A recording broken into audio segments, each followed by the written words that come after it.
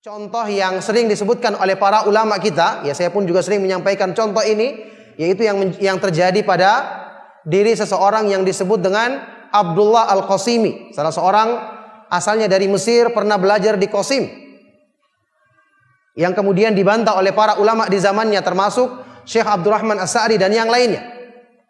Seseorang yang tadinya menuntut ilmu sunnah, cerdas, sampai ketika dia mencapai tingkatan ilmu, dia punya kelebihan ketika membantah, luar biasa bantahannya. Orang yang tidak diragukan dalam masalah pemahaman terhadap sunnah, pembelaan terhadap tauhid. Sehingga ketika dia menulis sebuah buku yang berjudul kurang lebih As-Sura, ya, Baina Ahlil Islam wal Wathaniyah, pergulatan antara kaum muslimin dengan para penyembah berhala. Bukunya 2 jilid dan saya pernah melihat dicetak.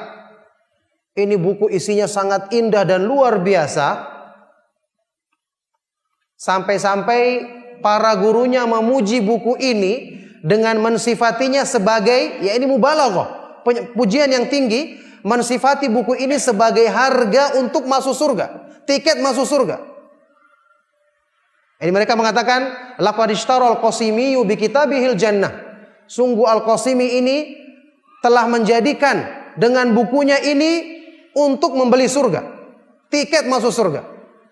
Tapi apa yang terjadi kemudian? Singkat cerita, dia terpengaruh dengan pemikiran-pemikiran di zamannya. Dia sudah mulai membaca buku-buku mereka. Akhirnya dia mulai mengikuti pemikiran-pemikiran sesat, sampai disebutkan di akhir hidupnya dia mengingkari kenabiannya Rasulullah SAW.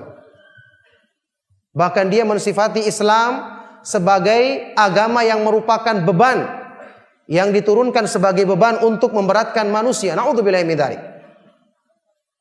Ini gambaran orang yang tidak mungkin, tidak masuk akal akan berubah. Tapi dia berubah.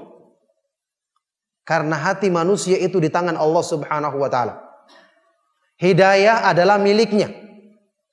Sebagaimana dia maha kuasa untuk memasukkan ke dalam hati orang yang dipilihnya, dia juga maha kuasa untuk mencabut hidayah dari siapa yang dikehendakinya. Yahdi may yasha'u wa yudhillu may yasha'. Dia memberikan hidayah kepada orang yang dikehendakinya dan mencabut atau menyesatkan orang yang dikehendakinya. Makanya kita semua tidak ada yang merasa aman. Oleh karena itu kita tidak boleh terputus dari selalu bergantung dan berdoa kepada Allah. Karena apa yang kita mau andalkan? Hati kita lemah, mudah berbolak-balik. Sesuai dengan namanya, innama summiyal qalbu min taqallubihi. Hati itu dinamakan dengan al-qalbu karena dia mudah berbolak-balik. Sudah begitu, hidayah bukan milik kita.